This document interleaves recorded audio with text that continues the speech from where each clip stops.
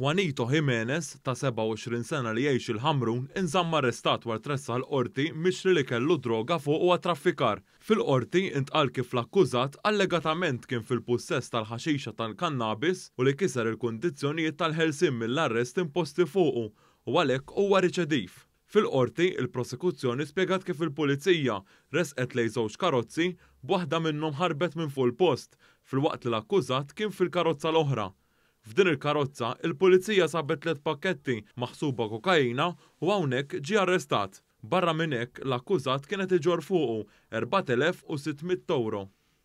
4 rġiel mill-Ġorġja li għandhom bejn 39 u 49 sena li jgħixu l-qawra inżammu arrestati wara tresqu l-qorti akkużati b'numru ta' serqiet minn djar li seħħu bejn 6 u 19 ta' Marzu li għadda. Il-prosekuzzjoni kienet immexxija minn Joseph Merċieqa u Xavier Baldacchino u spjegat kif dawn l-4 irġiel serqu minn numru ta' appartamenti fejn serqu flus u ġojjelli.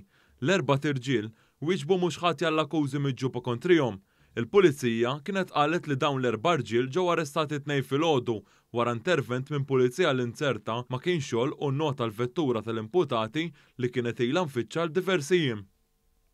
Christopher Kawki ta' 38 sena inħeles mill-akkużi wara nuqqas ta' provi, hekk kif huwa tressa l-qorti mixli f'Marzu ta' 3 snin ilu fis-Siġġiewi ipprova joqtol mara billi ta' daqqa b'injama fejn weġġed gravi.